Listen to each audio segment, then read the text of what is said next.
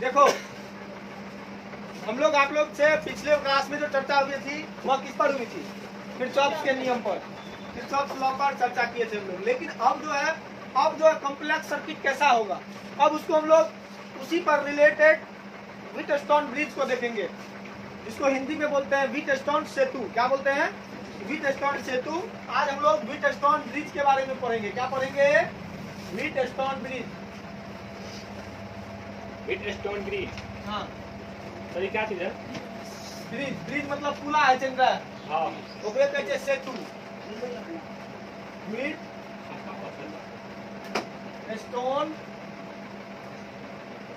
सेतु। देखिए यह भी बहुत ही ज्यादा इम्पोर्टेंट क्वेश्चन है बिहार बोर्ड के लिए। अब समझ लीजिए कि कितना इम्पोर्टेंट है। थोड़ा सा ध्यान देकर पढ़ना है और तुरंत हो जाएगा ये क्वेश्चन सॉल्व। सर क्या लिखे हिंदी में क्या लिखे? Wheatstone bridge.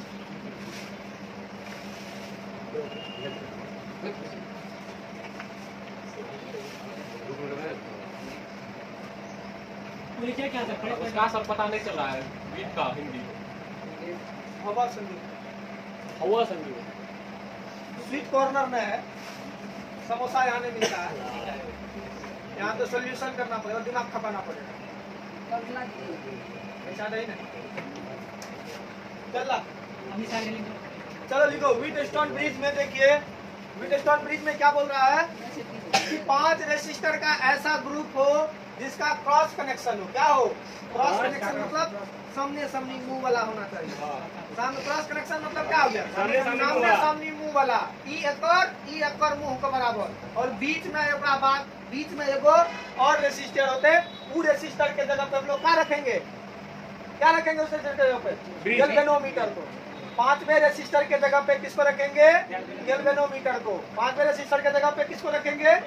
तब वह जो तुम्हारा पूरा का पूरा सिस्टम है वो तुम्हारा क्या कहा जाता है? Wheatstone bridge. मतलब 5 रेसिस्टर का वैसा ग्रुपिंग जिसमें क्रॉस कनेक्शन हो। क्या हो? क्रॉस कनेक्शन हो। और 5वें रेसिस्टर के जगह पे क्या चीज यूज करते हैं हम लोग? गैल्वेनोमीटर को। तब वैसे सिस्टम को क्या बोलेंगे? व्हीटस्टोन ब्रिज बोलेंगे। बात समझे? क्या बात नहीं समझे? 5 रेसिस्टर का वैसा ग्रुपिंग।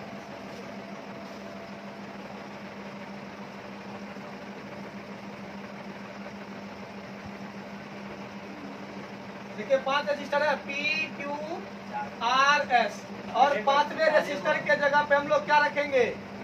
एक गैल्वेनोमीटर को रखेंगे। तब यह सर्किट क्या कहलाएगा बबुआ? Wheatstone bridge. अभी यह बैलेंस है कि अनबैलेंस है, इसकी कोई गारंटी नहीं है। तो गारंटी हम लाएंगे बाद में। बैलेंसिंग कंडीशन और अनबैलेंसिंग कंडीशन, तो उसके लिए अलग अलग कंडीशन है, उसको भी पढ़ेंगे। लेकिन सबसे पहले व्हीटस्टोन ब्रिज को पढ़ना है कि 4 रेसिस्टेंस का वैसा 5 रेसिस्टेंस का वैसा ग्रुपिंग जिसमें जो क्रॉस कनेक्शन हो। क्या हो? क्रॉस कनेक्शन हो। और उसके 5वें रेसिस्टर के जगह पे क्या हो? गैल्वेनोमीटर हो। क्या हो? गैल्वेनोमीटर हो। तो उस कंडीशन को हम लोग क्या बोलते हैं? व्हीटस्टोन ब्रिज कहते हैं। क्या बोलते हैं? व्हीटस्टोन ब्रिज कहते हैं। चलिए लिखिए इसका डेफिनेशन जल्दी से। फोटो बना दे। हाँ, पहले लिखिए, फोटो नहीं बनाना, तो समझाने के लिए बताएं। देखिए व्हीटस्टोन सेतु 5 प्रतिरोध का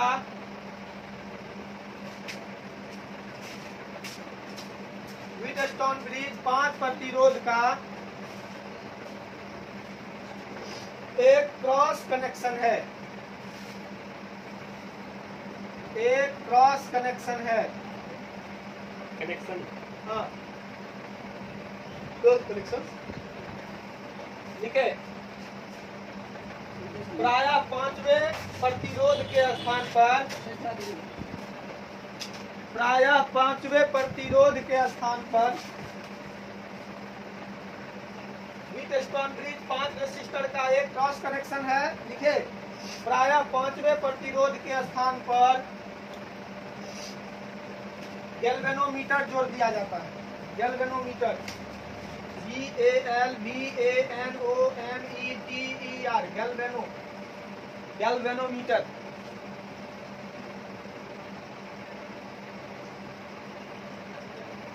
गैल्वेनोमीटर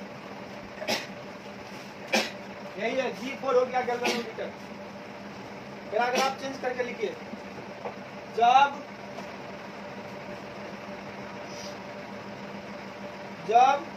बीच में जुड़े गैल्वेनोमीटर से, अब देखिए बैलेंसिंग और अनबैलेंसिंग कंडीशन किसको बोलते हैं, ठीक है। तो बीच में कौन जुड़ा रहेगा, गैल्वेनोमीटर। जब इससे धारा प्रवाह हो जाएगा तो समझ लीजिए वो क्या होगा, धारा प्रवाह होगा तो अनबैलेंस, और धारा प्रवाह नहीं होगा तो बैलेंस, ठीक है। लिखिए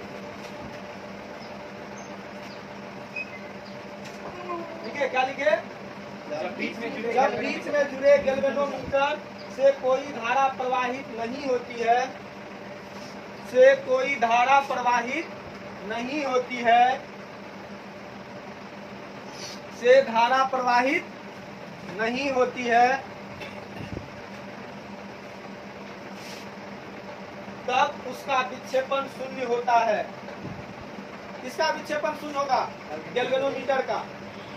तब उसका विक्षेपण शून्य होता है।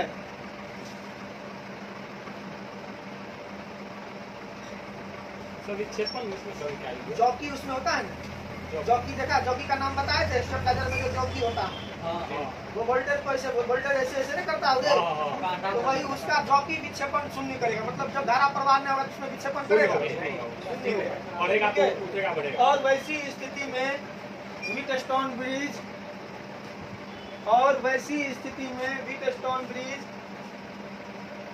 को बैलेंस में कहा जाता है, संतुलन में कहा जाता है।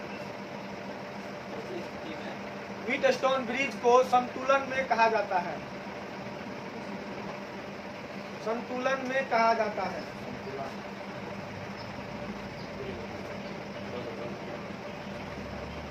वैसी स्थिति में ब्रिज को क्या कहा जाता है, संतुलन अवस्था में। मतलब अगर यदि इससे धारा प्रवाह नहीं होगा तो यह क्या होगा, संतुलन की अवस्था में होगा, और धारा प्रवाह हो गया तो असंतुलन की अवस्था में। किसकी अवस्था में, अब देखो व्हीटस्टोन ब्रिज को कंडीशन में देखना है। कंडीशन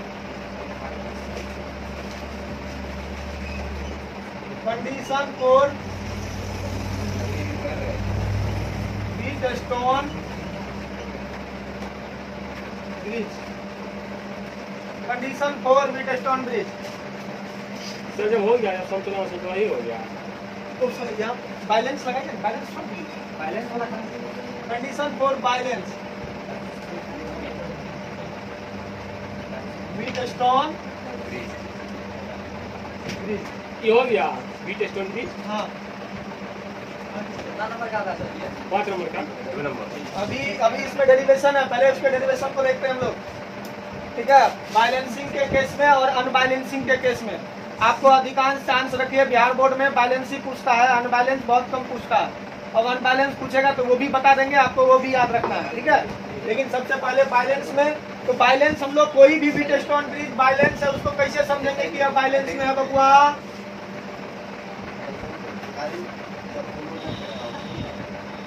कोई भी व्हीटस्टोन ब्रिज बैलेंस में है तो कैसे समझेंगे यह बैलेंस में है।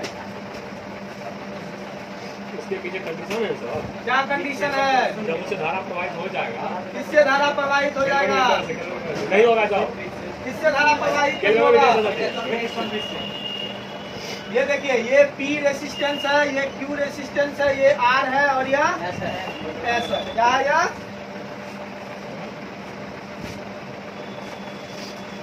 ये P Q R S है।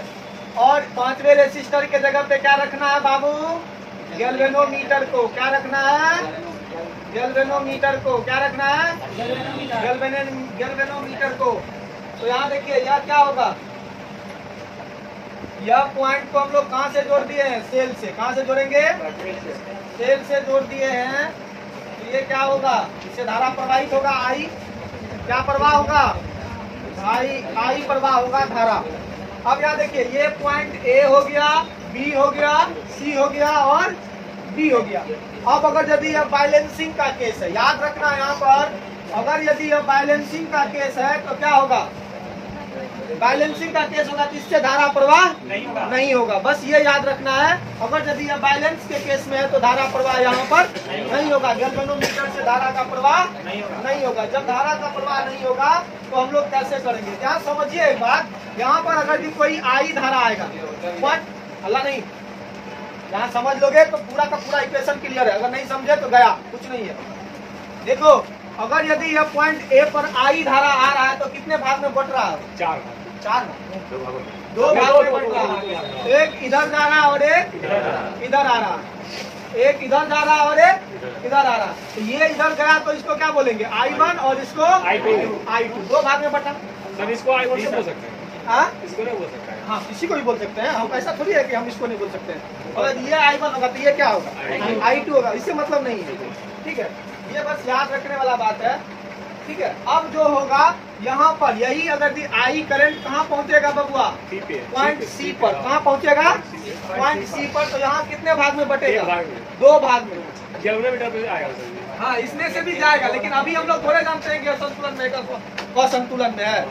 पहले हम लोग जो जहाँ जहाँ जाएगा करंट उसको देख लेते हैं। तो ये क्या, इससे कौन जाएगा? IG धारा जाएगा गैल्वेनोमीटर से, और इधर I3 जाएगा। क्या जाएगा? I3। मतलब I1 से ही कौन सा धारा बना? IG और I3। और यहाँ पर पॉइंट D से जो धारा निकल के इधर जाएगा तो वह क्या होगा बताइए? तो I2 प्लस IG होगा ना। I2 गया और IG आया तो कितना जाएगा? I2 प्लस IG, और इधर से फिर यहाँ इस पॉइंट पर इधर आके I3 सब मिलके क्या बन जाएगा? I बन जाएगा। फिर इस पॉइंट B पर क्या बन जाएगा? I बन जाएगा। कोई दिक्कत नहीं है। धारा फिर एक ही होगा। धारा तो एक ही ना प्रवाह हो रहा है। किसी सर्किट में धारा का मान हमेशा क्या होता है? कांस्टेंट होता है। अब देखिए, अब यहाँ देखिए, क्लॉकवाइज को हम लोग हमेशा पॉजिटिव लेंगे। क्लॉकवाइज धारा प्रवाह किधर हो रहा है? देखिए, ये वाला क्लॉकवाइज है, इसको क्या लेंगे? और ये देखिए, ये क्या है? Anti clockwise. तो यह इसको क्या लेंगे? नेगेटिव। क्या लेंगे बबुआ? नेगेटिव लेंगे। अब यहीं पर थोड़ा सा आप और समझिए, इस कंडीशन में ये वाला देखिए, ये वाला टर्म किस पोजीशन पर है? एंटी क्लॉकवाइज की क्लॉकवाइज। धारा एंटी क्लॉकवाइज आ रही है, तो यहाँ पर क्या लेंगे? इसको माइनस। ये वाला क्लॉकवाइज है तो इसको क्या लेंगे? पॉजिटिव। बस इसको बस इतना ही समझ में आना चाहिए कि जो धारा एंटी क्लॉक चल रही है उसको माइनस लेना है, और जो धारा क्लॉकवाइज चल रही है उसको क्या लेना है? प्लस लेना है। बात समझे? व्हीटस्टोन ब्रिज में धारा तो प्रवाह हो रहा है, तार से धारा प्रवाह हो रहा है। जो धारा क्लॉकवाइज में बहाव होगा, प्रवाह होगा, उसको क्या लेंगे? पॉजिटिव। और जो एंटी क्लॉकवाइज मतलब घड़ी की विपरीत दिशा में बहेगी धारा, उसको क्या लेंगे? माइनस लेंगे। तो इसमें देखिए क्या है, अब लिखिए, यदि डायग्राम बनाएंगे। हाँ, तो डायग्राम नहीं बनाना। देखिए, यदि P, Q, R तथा S क्या है? प्रतिरोध है ना रे? और G क्या है फिगर में? देखिए तो G बराबर गैल्वेनोमीटर।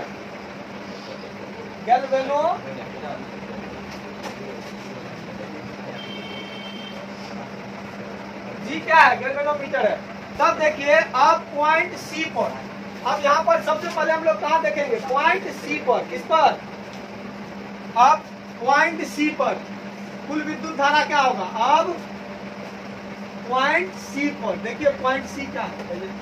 पॉइंट C पर I1 ही ना 2 भाग में बटा है, तो I1 बराबर क्या लिखेंगे? I3 प्लस IG, या IG प्लस I3 लिखेंगे? IG प्लस I3 लिखेंगे। कोई दिक्कत यहाँ तक अगर समझने में बता दीजिए। अगर यहाँ तक कोई दिक्कत है तो बताइए। ये देखिए, इसको इक्वेशन 1। अब फिर इस पर पॉइंट D पर, कहाँ पर? I2 होगा। फिर देखिए पॉइंट D पर, ये वाला पॉइंट D है, यहाँ पर क्या होगा बताइए तो? I2 और प्लस IG। ये I4 है ना? ये धारा को इससे क्या मान के जा रहे हैं? I4 धारा जा रहा है ना? तो I4 बराबर क्या होगा? I4 बराबर I2 प्लस IG होगा ना? IG plus I2। बोलिए। वहाँ पे तो I1 माने थे ना, I1 से ना सी पॉइंट पे गया था। हाँ। यहाँ पे डी पॉइंट से I2 से नहीं जाएगा। तो I2 से जाएगा तो I2 और IG मिलके न बना है इससे धारा प्रवाह जा रहा है। हाँ। जाना नहीं है। I2 बराबर ना होगा I2 प्लस IG। मतलब I2 बराबर I2 प्लस IG। ये कैसे होगा? जैसे वहाँ कुर्सी के साथ इस पॉइंट डी पर कितना धारा आ रहा है?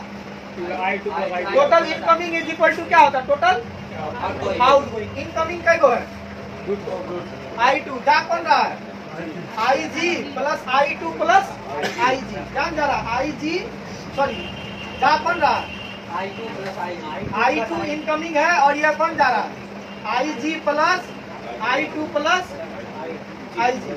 तो जा कौन रहा है उसको हम लोग अलग लिखेंगे, जो आ रहा है उसको अलग लिखेंगे। इस टाइप से हम लोग इसको I4 बराबर क्या लिखेंगे? तो IG 2 IG हो गया।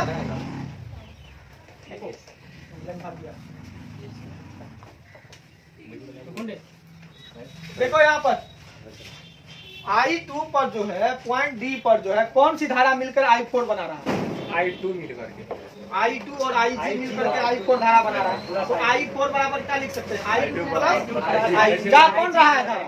जा कौन रहा है धारा? I4 धारा जा रही है, जा रहा है ना। और आ कौन रहा है धारा? 2 का धारा ना रहा है। आ कौन सा धारा रहा है? I2 और IG धारा क्या हो रहा है? आ रहा है। और कौन धारा जा रहा है? I4 धारा जा रहा है। यही ना धारा जा रहा है। तो I4 बराबर IG प्लस I2।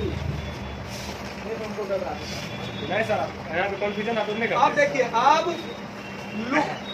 लूप देखिए, लूप मतलब बंद घिरा सतह होता है। Loop A C D A में, A C D A में दिखा कहीं पर। अब इसमें देखिए, अब इसमें क्या होगा? A C D A में क्या होगा बताइए तो? सभी धाराओं का योग कितना होता है? I। तो इसमें देखिए सबको जोड़िए, ये प्लस ये और प्लस ये बराबर क्या होगा? 0। सभी का योग क्या होता है? 0 होता है ना। तो यहाँ पर देखिए सभी का योग 0 होता है तो क्या होगा? इससे कौन जा रहा? I plus IG। तो मतलब I बराबर क्या होता है बताइए तो? V बराबर क्या होता है? V बराबर IR। तो IR तो यहाँ पर क्या होगा? I into I1 into P, यह क्लॉकवाइज में है, और plus IG into G minus ये क्या चीज में है? ये नेगेटिव में एंटी क्लॉकवाइज है। तो ये क्या होगा? I2 और ये क्या होगा? S बराबर क्या होगा? क्लॉकवाइज को किस में लिए? प्लस में, और एंटी क्लॉकवाइज को माइनस में लिए। बराबर क्या हो गया? 0। अब देखिए बैलेंसिंग के केस में, किसमें? अब जान रहे हैं कभी, अब देखते हैं ये बैलेंस है या नहीं है। अब संतुलन की अवस्था में देखिए, कहा नहीं समझे? लूप ABC में कौन कौन है? कौन कौन है? इसका जो होगा टोटल कितना होगा? 0 होगा। जब 0 होगा तो यह क्या होगा? जो क्लॉकवाइज है उसको क्या लेंगे? प्लस, जो एंटी क्लॉकवाइज है उसको माइनस। क्लॉकवाइज में P और G है, और ये वाला I2 क्या चीज में है? S में है। तो V1 V2 और ये V3। तो V1 के लिए I1 इंटू P होगा, इसके लिए क्या होगा? IG इंटू G होगा। दोनों क्या में होगा? जोड़ में। तो दोनों को जोड़े हैं, इसको क्या किया? I2 इंटू S, यह घटा होगा, एंटी क्लॉकवाइज है, इसको बराबर में 0 कर दिया। अब संतुलन की अवस्था जब होगी तो इससे धारा का प्रवाह होगा। जब संतुलन में होगा, असंतुलन में होगा, नहीं होगा। इसमें धारा संतुलन में, धारा में इससे धारा प्रवाहित नहीं होगी। जब इससे धारा प्रवाहित नहीं होगी तो क्या होगा? IG बराबर 0, IG बराबर 0। तो अब यहाँ पर क्या हो जाएगा? तब I1P माइनस I2S बराबर 0 होगा ना। I1P माइनस I2S बराबर 0, उसको उधर ले जाइए। I1P बराबर I2S माइनस में है, उधर जाएगा क्या चीज में होगा? प्लस में हो जाएगा। माइनस में उधर जाएगा, प्लस में हो जाएगा। अब देखिए I1 बाय I2 बराबर क्या होगा बताइए तो? नीचे दिख रहा है सर? दिख रहा है सर? उसमें से उसको घटाए I1 साइड I1 साइड को घटाए। कहाँ घटा है? तो क्लॉकवाइज और एंटी क्लॉकवाइज घटाए हैं। क्या पूछ रहा है? अच्छा वो बना लेते हैं सर हम लोग। चलो अब यहाँ देखते हैं, ये हो गया। अब यहीं से अगर यदि हम लोग I1 और I2 का अनुपात निकाले। I1 बटा I2 बराबर क्या होगा? P बटा S S बटन P होगा। रेजिस्टेंस करेंगे तो क्या होगा? I1 बाय I2 बराबर क्या होगा? ये इधर आया तो ये किधर चले जाएगा? ये इधर। तो S बटा P, S बटा P। इसको इक्वेशन क्या करेंगे? 1 मान लेंगे। इसको इक्वेशन 2 मानेंगे। 2। अब देखिए यहाँ पर एक चीज और। अब ये वाला लूप तो हो गया मेरा। अब कौन सा लूप चलेंगे? ये CDBC में। इसमें CDBC में। अब पहला लूप हो गया। अब दूसरा। अब लूप CDBC में। अब इसमें देखिए क्लॉकवाइज कौन कौन? ये वैसे कर लीजिए ना, वैसे लिखिए। I3 इंटू Q बराबर माइनस क्या हो जाएगा? ये दोनों माइनस में होगा तो क्या होगा? IG इंटू G माइनस क्या होगा बबुआ? I4 इंटू R बराबर क्या हो जाएगा? 0। यहाँ देखिए I3 को क्या लिख सकते हैं? अब आप ही बताइए। 1 लिखेंगे सर। I3 को क्या लिखेंगे? I3 को हाँ, इसे सर देखिए। I3 को हम यहाँ से देखिए। यहाँ से I3 को क्या लिखेंगे? I3 बराबर I1 माइनस IG होगा ना। तो जहाँ I3 है वहाँ क्या लिखेंगे? I1 minus IG। I1 minus IG into क्या हो जाएगा? Q। अब IG जहाँ 1 IG I4 को क्या लिखेंगे? I4 को IG प्लस I2। जहाँ IG plus I2 into R बराबर क्या होगा? 0। कितना है? 1.26। अब सबको मल्टीप्लाई कीजिए तो क्या होगा?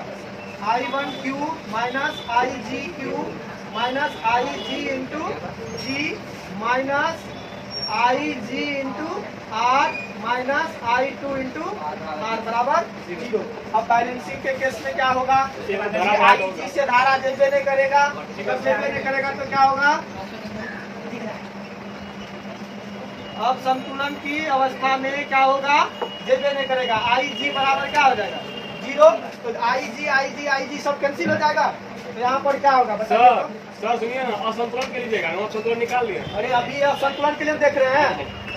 असंतुलन जाएंगे तब ना देखेंगे। तो IG बराबर क्या होगा? 0। ये तीनों टर्म क्या हो जाएगा? 0। सब 0। यहाँ क्या बचेगा? I1Q माइनस I2 R बराबर क्या होगा? 0। तो यहाँ पर देखिए क्या होगा?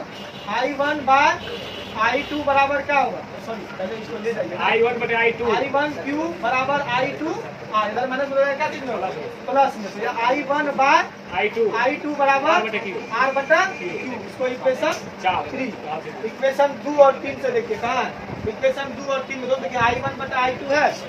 हाँ, तो इक्वेशन 2 और 3 से समीकरण 2 और 3 से LHS LHS दोनों का बराबर है। LHS भी क्या हो जाएगा?